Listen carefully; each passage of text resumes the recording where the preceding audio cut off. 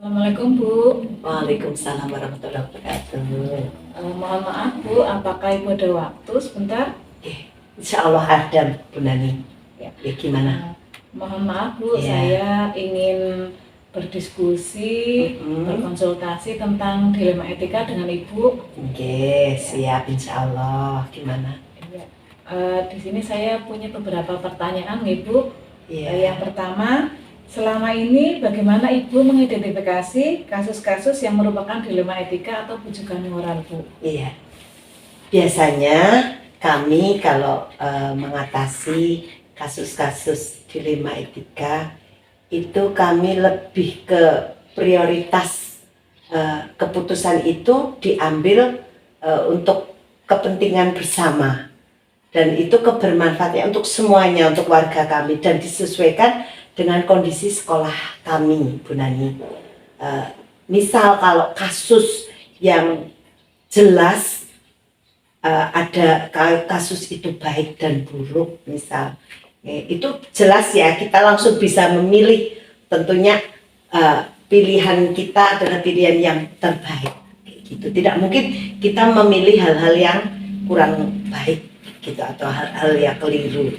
Tapi kalau di dilema etika ini kan merupakan dua pilihan yang betul-betul semuanya baik, dan kita harus benar-benar bisa tepat memilihnya.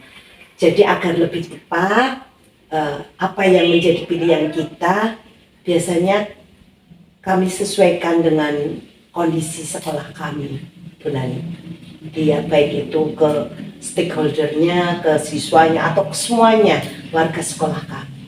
Jadi lebih ke disesuaikan ke kondisi sekolah kami. Begitu, Bu Nani? Baik Bu, berarti cara mengidentifikasinya itu nanti disesuaikan dengan stakeholder Ibu yang ada di sekolah Ibu, nggih? Nggih, betul sekali. Baik Bu, berarti yang kedua, selama ini bagaimana Ibu menjalankan pengambilan keputusan di sekolah Ibu, terutama untuk kasus-kasus di mana ada dua kepentingan yang sama-sama benar atau mengandung nilai kebajikan, Bu? Iya. Biasanya karena itu memang sama-sama benar, sama-sama memiliki nilai kebajikan yang sama gitu, otomatis kami mencari solusinya atau pemecahannya itu kita lebih ke tingkat kebermanfaatannya untuk warga kami, warga sekolah kami. Kalau memang pilihan itu bisa lebih banyak manfaatnya untuk stakeholder kami, untuk warga sekolah kami, itu yang menjadi pilihan bagi kami dalam mengambil keputusan. Itu seperti itu, Bu Nani. Baik Bu, berarti untuk pengambilan keputusan ini mengambil kebermanfaatan gitu untuk semua warga sekolah ini. Iya, jadi betul sekali. Diutamakan yang bermanfaat atau kebermanfaatannya. Iya. Untuk pertanyaan ketiga Ibu, langkah-langkah atau prosedur seperti apa yang Ibu lakukan selama ini? Langkah-langkah yang kami lakukan, ya Bu, itu tentunya banyak sekali pertimbangan. Kita harus mempertimbangkan baik buruknya, nilai kebermanfaatnya, terus akibatnya untuk kasus itu ke warga kita. Gitu. Solusi atau apapun, kalau memang itu lebih banyak manfaatnya, berarti kita prioritaskan. Itu biasanya seperti itu. Jadi langkah-langkahnya itu ya Bu, untuk prosedurnya yang Ibu lakukan untuk nilai-nilai kebajikan ini. Iya. Kemudian yang keempat Bu, hal apa saja yang selama ini Ibu anggap efektif dalam pengambilan keputusan dalam kasus dilema etika Bu? Iya. Itu kami biasanya lebih ke mengedepankan komunikasi yang efektif dengan sesama rekan pendidik, kemudian dengan siswa atau yang lainnya di warga sekolah kami. Jadi lebih ke mengedepankan komunikasinya, kayak gitu. Baik, berarti harus selalu ada komunikasi ya Bu untuk atau bersosial atau atas nama lain berkomunikasi Ibu untuk dengan warga sekolah, dengan menjalin kerjasama. kerjasama. Nggih, itu lebih dikedepankan kayak gitu, sehingga kita bisa mencari solusinya itu benar-benar tepat. Solusi yang kita pilih itu lebih tepat, mengena. Komunikasi itu ya Bu. Oke, betul. Untuk pertanyaan berikutnya Bu, hal apa saja yang selama ini merupakan tantangan dari pengambilan keputusan pada kasus-kasus dilema etika? Iya, kalau yang menjadi tantangan itu gini ya, dalam satu sekolah ini otomatis banyak karakter yang kita dapati, Bu Nani, ya. Dan karakter itu beda-beda dan harus bisa kita akomodir semuanya. Jadi kalau kita mengalami seperti itu ya kita harus benar-benar bisa merangkul semuanya, kita akomodir semuanya sehingga dari beberapa karakter itu bisa menyatu, bisa ada saling melengkapi, kerjasama yang baik, saling melengkapi. Jadi kita bekerja itu ya nyaman kalau memang kita betul-betul kompak, betul-betul bisa bekerja sama seperti itu. Jadi kita mengakomodir semuanya di warga kami, warga sekolah kami. Jadi dari beberapa stakeholder yang ada di sini kita akomodir semuanya. Jadi menurut Ibu banyak sekali ya tantangan, terutama karakter dari setiap guru ya Bu. Iya betul. Karena satu Satu sama orang kandung pun berbeda sifat, nggih. jadi Apalagi beda orang, nggih, beda keluarga kayak gitu. Otomatis banyak sekali karakter baik itu yang menonjol, yang baik ataupun yang buruk, tapi tetap kita harus bisa mengatasinya semuanya, bisa menyatukan semuanya. Baik Bu, itu tantangannya Ibu. Untuk selanjutnya, apakah Ibu memiliki sebuah tangkala atau jadwal tertentu dari sebuah penyelesaian kasus dilema etika? Apakah Ibu langsung menyelesaikan di tempat atau memiliki sebuah jadwal untuk menyelesaikannya? Terus kemudian Ibu itu punya bentuk atau prosedur seperti apa yang Ibu jalankan untuk menyelesaikan kasus dilema etika ini, Bu? Okay. Kalau yang namanya kasus ya Bu Nani, tidak mungkin kasus itu kan tidak disengaja kita dapati, kita alami, tidak sengaja. Jadi otomatis kalau untuk terjadwal, saya kira tidak begitu Bu Nani, okay?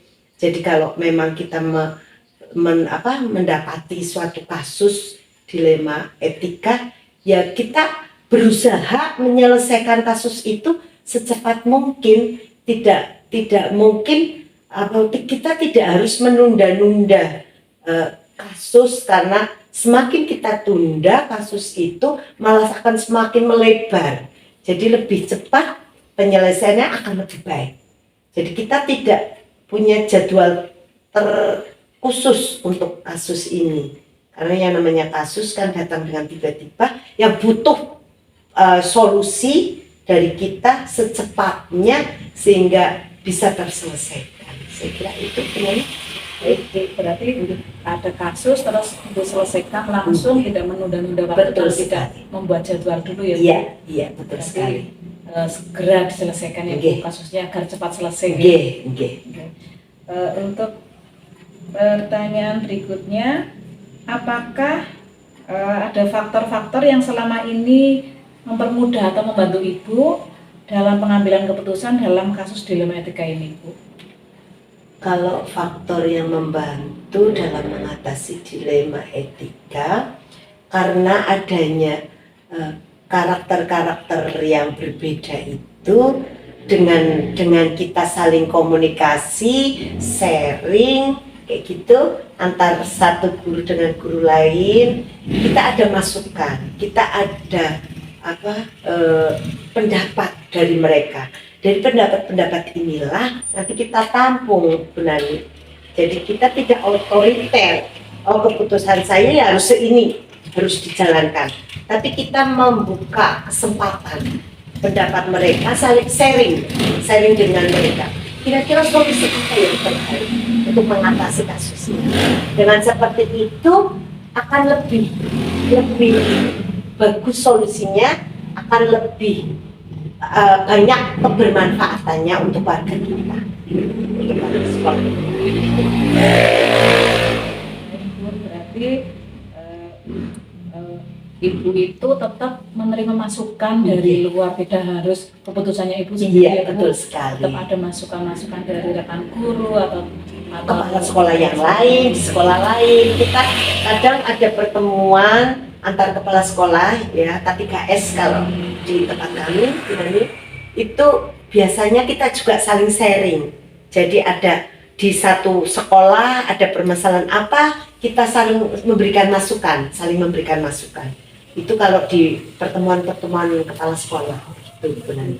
Jadi ya kuncinya komunikasi, iya, sharing, betul sekali. saja ya Bu, iya. Untuk menghadapi masalah. Iya. Untuk yang terakhir Bu, dari semua hal yang telah disampaikan, pembelajaran apa yang Ibu petik dari pengalaman Ibu dalam mengambil keputusan di dilema etika ini Bu?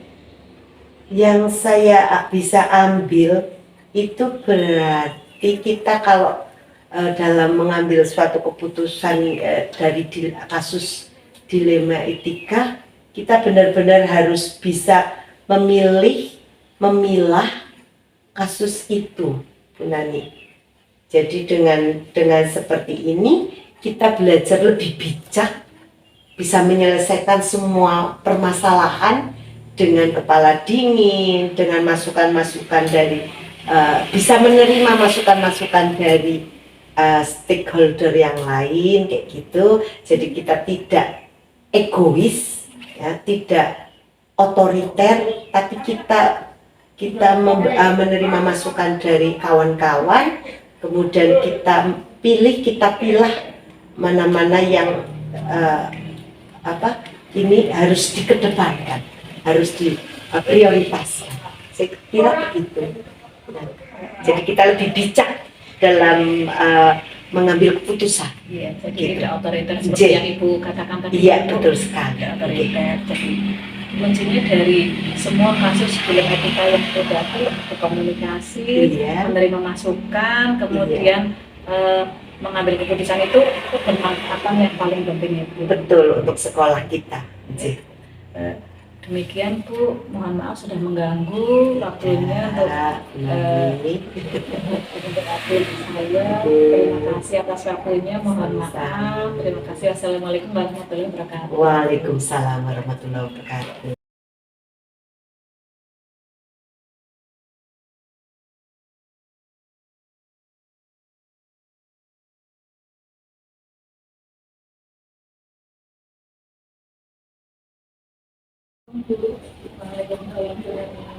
Maaf mengganggu waktunya, apakah Ibu bisa berdiskusi dengan saya?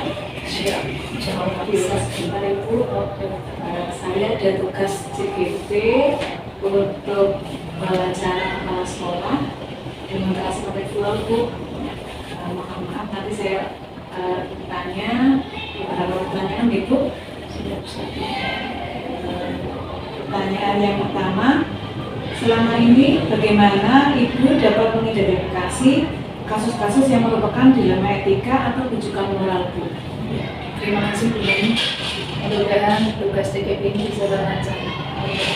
Terkait mengidentifikasi kasus dilema etika dan rujukan moral, yang pertama adalah mengidentifikasi melalui data. Data itu bisa data lisan maupun tulisan, di mana ketika ada sebuah rujukan moral itu, rujukannya yang seperti apa. Jika itu berasal dari guru, paling tidak kita mengidentifikasi atau menanyakan dulu kepada guru tentang kejadian, misal suatu kejadian yang harus saya selesaikan.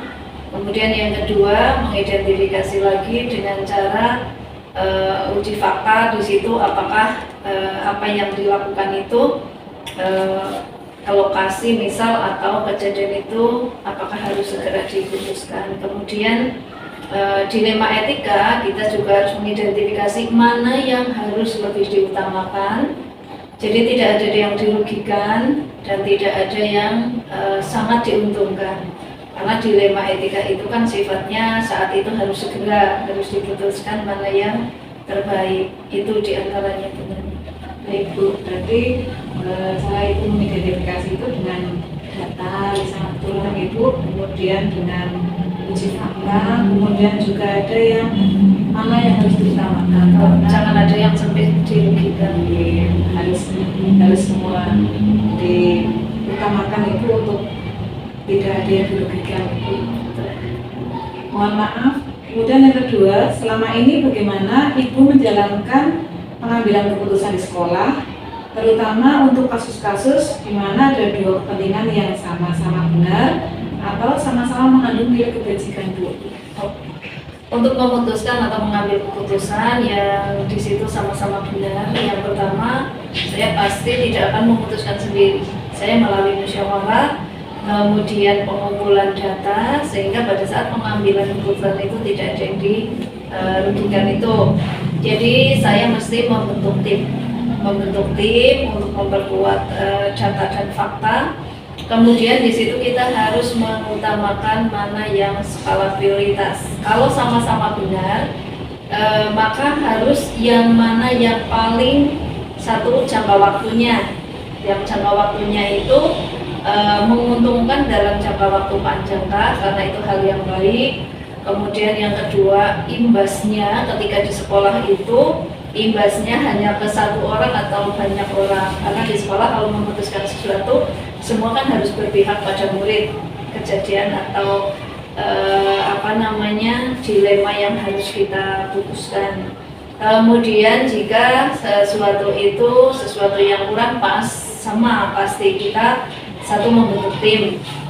Karena apa? Kalau ada tim berarti dalam memutuskan sesuatu itu data lengkap, kemudian fakta, kemudian ada uji legalitas juga, apakah itu melanggar atau tidak. Kemudian yang ketiga, kalau dipikirkan bersama-sama sehingga dalam memutuskan sesuatu itu tidak dalam arti gegabah. Ya, itu seperti itu sehingga ketika itu diputuskan bersama-sama sehingga ketika ada konsekuensi setelahnya maka bisa kita tanggung bersama atau kita carikan solusi lagi secara bersama-sama. Intinya semua berpihak pada murid, yang kedua tidak ada yang dirugikan. Jika itu terkait dengan guru, maka guru pun harus ada di pihak yang sama-sama di skala prioritas. Luar biasa sekali Bu untuk pengambilan keputusan, musyawarah, kemudian ada skala prioritas. Yang sangat menarik itu membentuk tim Ibu untuk tim kecil untuk menyelesaikan segala kegiatan ataupun memutuskan tidak hanya sendiri Ibu bersama-sama dan musyawarah. Untuk selanjutnya, langkah-langkah atau prosedur seperti apa yang Ibu lakukan selama ini? Yang pertama, ketika kita menerima informasi atau apapun untuk memutuskan sesuatu, satu identifikasi dulu, mengidentifikasi dari sumber informasi. Kemudian yang kedua, mengidentifikasi apakah sesuatu itu sesuatu yang harus segera kita putuskan. Yang ketiga, kita tadi musyawarah untuk mengambil atau mencermati permasalahan antara dilema etika atau rujukan moral. Kemudian yang ketiga, mengumpulkan fakta dan data. Itu langkahnya. Yang selanjutnya kita memusyawarahkan. Kembali lagi kita ada beberapa masukan yang di situ bisa dikatakan untuk menguji, misalnya uji itu bahwa itu ini layak nggak diputuskan, ini layak nggak untuk kita ambil sikap dari semua itu. Jadi setelah identifikasi data lengkap sehingga kita di dalam musyawarah itu kita akan memutuskan secara bijak. Jadi ketika itu adalah dilema etika yang memang harus kita putuskan, sama ini sama-sama baik. Kalau dua-duanya baik bisa kita laksanakan, maka utamakan mana yang memang harus segera. Contoh misalnya orang ini izin terus nih karena apa? Oh, orang tua harus ditemani, tapi sekolah juga harus anak siswa juga harus diberi pelajaran. Orang tua kebetulan misalnya sendiri sakit juga harus dirawat. Maka mana yang bisa kita musyawarahkan, ada solusi juga, memberi solusi, atau kita ikut membantu bahwa oh ya ini dua-duanya sama benar, tetapi mana yang skala prioritas. Oh, karena orang tua tidak sama sekali tidak bisa ditinggal, maka sekolah harus ada yang menghandle. Nanti jika sudah bisa ditinggal, kita akan memutuskan untuk ke sekolah. Jadi ketika itu berupa rujukan moral, maka kita harus benar-benar hati-hati, datanya harus lengkap, jangan sampai maaf tanda kutip kita uji legalitasnya, kita melanggar hukum dan lain sebagainya. Tapi dari data identifikasi, data fakta, kemudian musyawarah, itulah yang paling utama. Berarti langkah-langkahnya hanya 1 bulan gitu. Dan itu harus ada review, terakhir review, refleksi, kemudian untuk langkah berikutnya. Oke. Untuk review sangat penting itu, untuk review Hasil keputusannya apakah berpihak kemana gitu. Legalitas juga sangat super sekali Bu untuk langkah-langkahnya ini Bu. Kemudian hal-hal apa yang selama ini Bu anggap efektif dalam pengambilan keputusan pada kasus-kasus dilematika? Hal yang paling efektif untuk mengambil keputusan ketika itu dilema etika adalah itu tadi, bahwa sesuatu itu lebih kemana, apakah itu skala prioritas. Jadi untuk memutuskan adalah skala prioritas yang sifatnya memang sudah darurat, kemudian itu aman bagi semua, dalam arti kita tidak menyalahi hal-hal yang melanggar, kemudian juga menguntungkan dalam arti kebersamaan. Jadi tidak memunculkan bahwa itu adalah lebih kepentingan pribadi, tapi kita yang diutamakan adalah mana yang memang sifatnya kepentingan umum, kemudian itu memang hal yang harus segera dilaksanakan. Jadi dalam hal ini skala prioritasnya itu yang Skala prioritas tentu melalui musyawarah dan masukan. Satu kepala seolah-olah satu pemikiran seolah udah benar, ternyata ada masukan dari orang lain, siapapun itu yang memberi masukan, oh ternyata ada pertimbangan lain, itu penting sekali. Jadi kalau sendiri kadang emosional, tapi dengan ada penyeimbang orang lain, dengan masukan yang lain, itu kan akan menjadi bijak itu dalam mengambil keputusan. Untuk selanjutnya, hal-hal apa saja yang selama ini merupakan tantangan Bu, tantangan dalam pengambilan keputusan, kemudian pada kasus-kasus dilema etika ini. Jadi Ibu mungkin mengalami tantangan berupa apa Bu? Tantangannya luar biasa, di mana aturan kepala sekolah tidak boleh mengangkat guru, sementara guru sangat kurang. Di situ dilema etika yang luar biasa. Sementara siswa, murid tidak mungkin tidak diberi guru, tidak mungkin tanpa ada yang mendampingi belajar. Jadi di situ dilema yang luar biasa ketika memang apakah melanggar norma aturan, tetapi memang di sisi lain yang diutamakan kembali adalah bahwa kepentingan umum, utamanya bagaimana yang terkait dengan murid, berpihak pada murid. Jadi itu hal yang sangat luar biasa, di mana tidak mungkin seorang kepala sekolah mengangkat guru, tapi harus. Jadi itu mau tidak mau harus saya lakukan. Tentu satu hal, berarti komunikasi dengan komite sekolah, komunikasi dengan dinas, mohon izin bahwa tidak mungkin, kecuali setelah kita komunikasi dari dinas ada solusi. Nah, baru saya tidak memanggil calon guru untuk diseleksi.